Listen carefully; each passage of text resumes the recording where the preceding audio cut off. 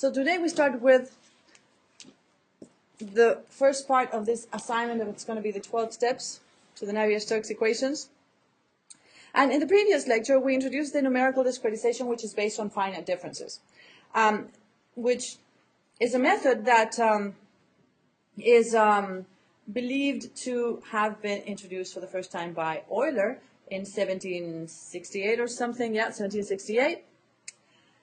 The finite difference method is based on the definition of derivative and on Taylor expansions. It's just the simplest method to understand and apply, but it requires a mesh, which is a structured mesh, like is shown in this figure, where the mesh points, which are the little circles shown here, are, so for example, in n-dimensional space, you would have n families of lines, and the mesh points are located at the intersections of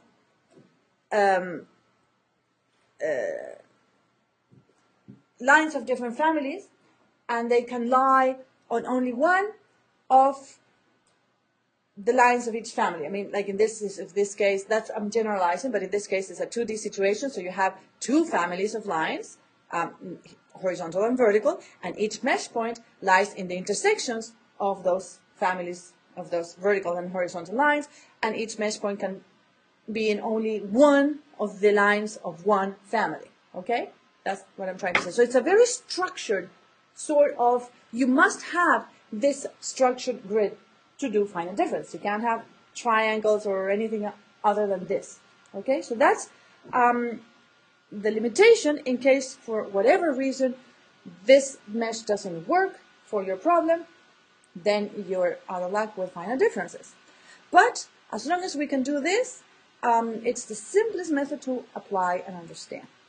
So the definition I said is based on, the method itself is based on the definition of derivative and on Taylor expansions. And so if you consider u of x a function of one variable, and the derivative is defined as the limit with delta x tends to 0 of u, or at x plus delta x minus u of x divided by delta x, then all you need to do to get a finite difference is basically get rid of that limit and you have a finite difference. That's it. Just remove the limit to get the finite difference. If delta x is small, then this is a good, then this approximates the exact du dx, right? In fact, the approximation is improved by decreasing delta x.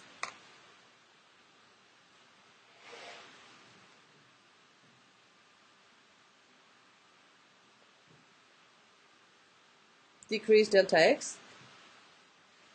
And for any value of delta x, there's always an error that's going to be introduced, which is called the truncation error.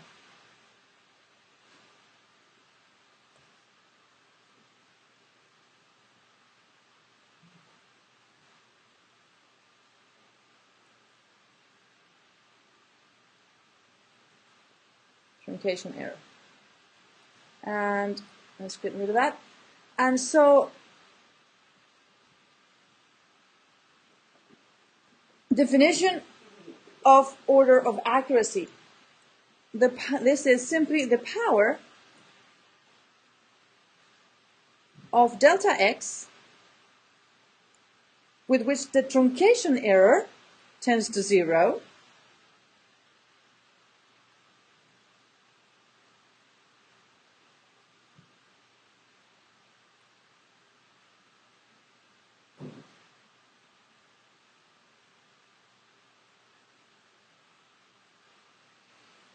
This is called the order of accuracy.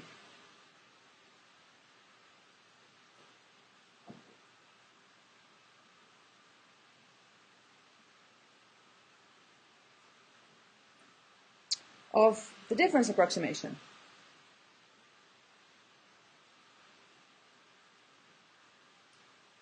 Okay?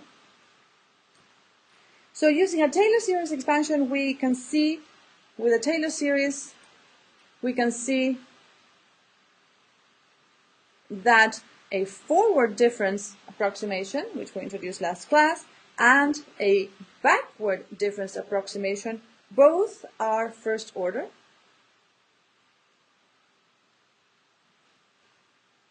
Accurate, or we can write that they are of order delta x when we use what's called the big O notation. You may be familiar with that.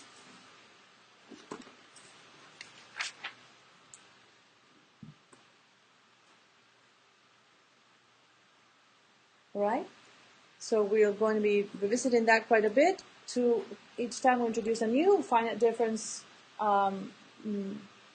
scheme, we will look at the order of accuracy of that scheme, and we'll also touch upon that a little bit in a moment. See what the importance of that is.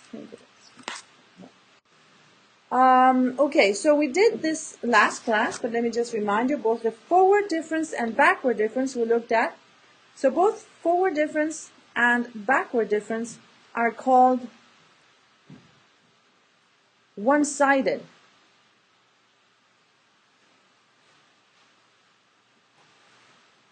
Formulas. Well, because they involve points at only one side of the point I that you're trying to evaluate on. So, for example, forward difference, if you recall, if we look at the Taylor expansion, you have the u dx at the point I, this is only a one-dimensional case, is equal to u at I plus 1, so that is u of x, I plus 1, so I'm using a shorthand notation here, minus u of I divided by delta x plus, minus, because we've moved everything here to the other side, so minus delta x half, this is the second derivative at I, and minus delta x squared divided by 6. So basically the order here is one less because we're divided over the whole equation by delta x. So here we have the third derivative, the u dx at I, plus higher order terms. So this goes on, of course, to infinity. The backward difference is very similar, but we use points I and point I minus 1. So we write u of I minus u of I minus 1 divided by delta x. And now we're going to have some, difference in sign here in alternating terms. Square, second derivative, I minus, this is correct, minus, and the next one is going to be a plus, and so on, plus higher order terms. So note, so this is, you can see why they're called one-sided. We're evaluating at point I, but here we use I and the point ahead of it. Here we use I and the point before. So noting, of course, that the dominant first-order truncation terms are of opposite signs. This is the first truncation. Once you write the difference approximation, of course, the difference approximation is going to be up to here, the difference approximation. And so this would be the truncation. And so we note here that the first order, because it's order of delta x, the first order truncation errors here are of opposite signs, so we can basically just add these two together to obtain the second order finite difference approximation.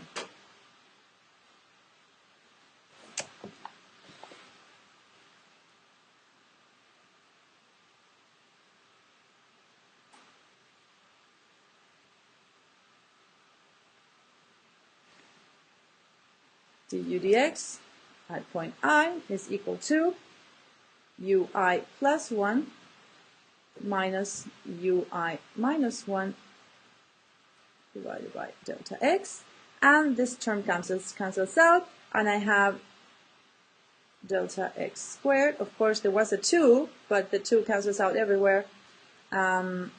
6 3. This is the third order partial derivative of u with respect to x, plus higher order terms. So you see that this is now our central difference approximation.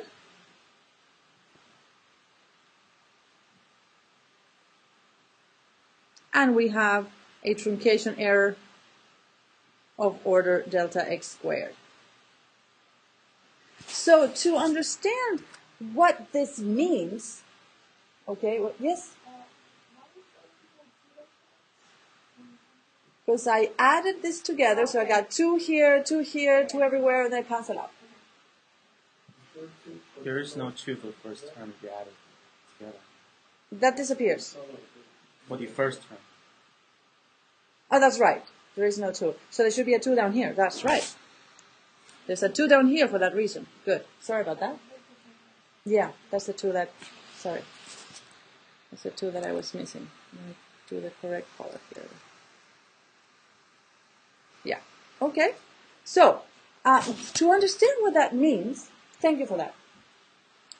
Imagine that we have, so note, consider a 1D domain between 0 and 1. And imagine that we have 11 mesh points. We are going to just divide this with 11 mesh points. So we get that delta x, of course, is going to be 0.1, right? That's the difference. If we do that, we take a line from 0 to 1, divide it in 10 pieces to get 11 points, because there's 1 extra in the end, and delta x is 0.1. So a first order approximation is going to be of order 0.1, order x, right? Let's write order x. So it's more or less on the order of 10% of the whole, so the error is over the order of 10%. Now, if we use a second order formula, this is just kind of a very simple example, then this is order delta x squared, which you can see that it's going to be order 1%. So the accuracy is going to be much better. Now, if we wanted to have 1% accuracy with a first order,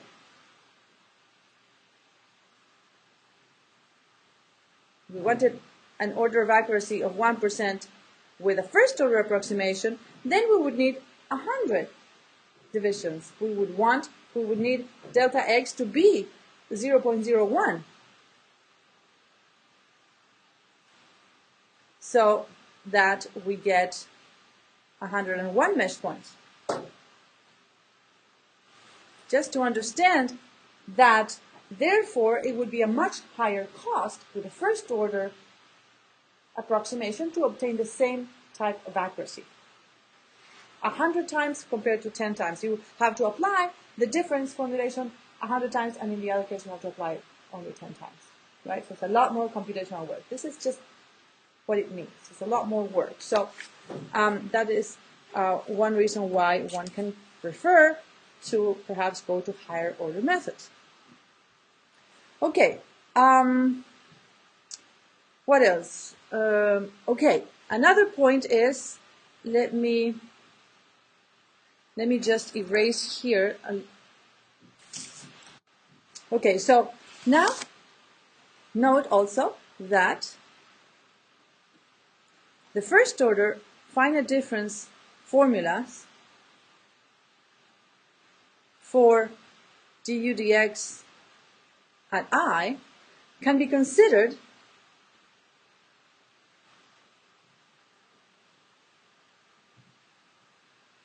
as a central difference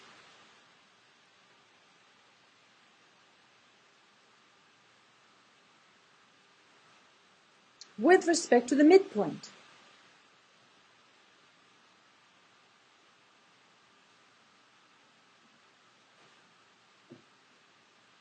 So that we have, for example, du dx evaluated at I plus 1/2 is equal to ui plus 1 minus ui over delta x plus now a truncation of order delta x squared. And the same du dx at I minus 1/2 is equal to ui minus 1 over delta x plus again order delta x squared. So this leads to a second order approximation.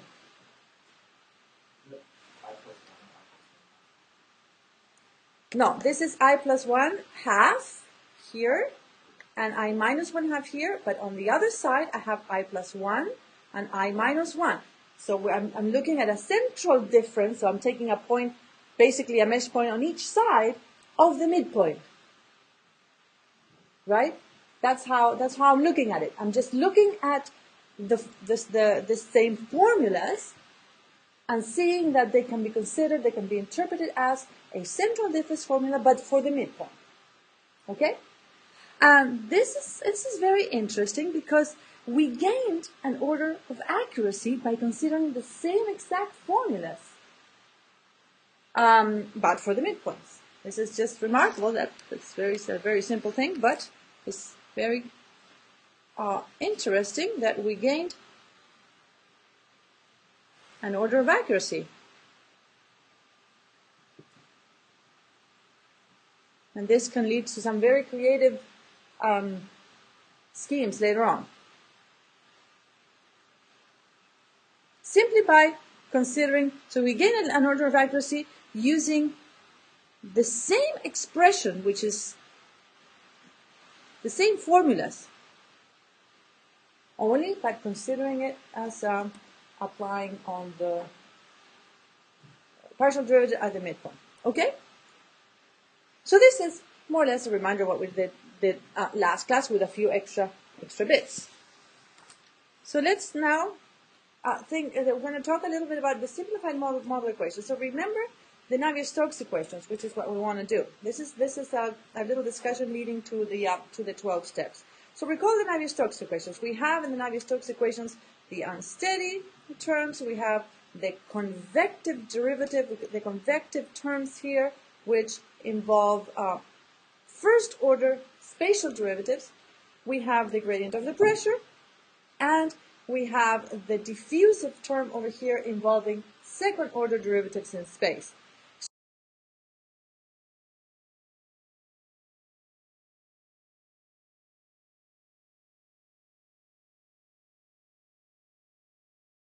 So, from the mathematical point of view, you can see that diffusive terms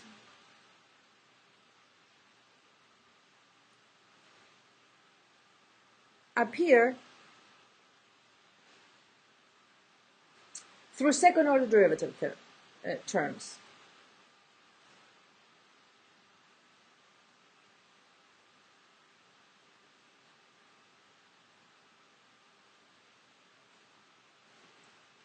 On the other hand, the convective fluxes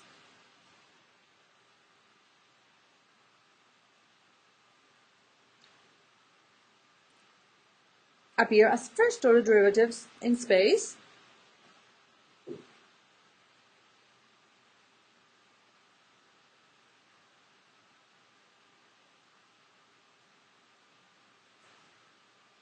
and of course the time variable also appears as a first order derivative. So in general, with these equations, various modeling assumptions can be made. For example, you could have a situation where the flow is steady, and so this term is 0. You can have a situation where perhaps the symmetry is such that this term is going to be linear or something. You could have a situation which is an ideal flow with no viscosity, and perhaps the approximation of the inviscid flow is appropriate, and this term is 0. So there are many approximations that one can make. In fact, one can make approximations that are very specific to a particular problem. For example, the boundary layer type flow, and that is going to lead also to a simplification of this equation. Okay, starting from the Navier-Stokes, we can go to various levels of simplification of the full equations through modeling assumptions. And these modeling assumptions lead to various mathematical models. But the common property of all possible models describing flow behavior is that they constitute a system of partial differential equations where the highest possible derivative in space is second order, right? You can have a highest spatial derivative is second, the highest time derivative is going to be first, and so there's a certain commonality to all the possible models that you can obtain. So there's various modeling assumptions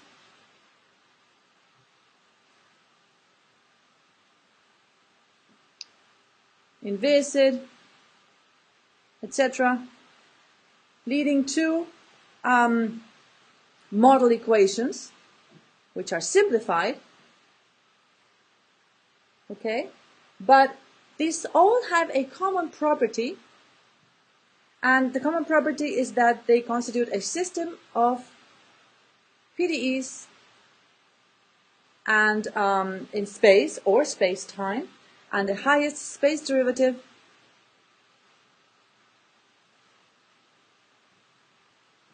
is second order, the highest time derivative is first order. So we have to develop methods, numerical methods, that allow us to analyze the mathematical properties of PDEs in different forms. For example, how do we recognize if a model, one of these simplified models, describes a convection phenomenon? How do we recognize if a model describes a diffusion phenomenon? Diffusion is easier because it's the only second order equations, but a convection phenomenon could be a little bit more difficult to recognize because perhaps it's not going to be in this form. The first order derivatives may be, shuffled about a little bit. So how do we recognize if there's a convecting phenomenon? The terms might not be as obvious as in the Navier-Stokes equations, as I'm showing you there. What are the different types of physical situations, in addition to convection and diffusion, that could possibly occur in these simplified models? What are the associated boundary conditions and initial conditions? So in the process of numerical discretization, we actually need to be able to identify these differences, okay? And for example, a numerical scheme that is compatible with diffusion as a physical process might not necessarily be compatible with convection. And so you need to be aware of what the physics is of each one of these possible physical phenomenon, and we need to distinguish also between steady and unsteady situations, and then different numerical schemes might apply. So because these things, basically the numerical discretizations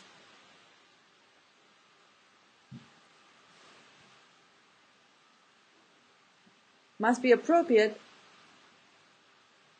must be adequate for the physical process,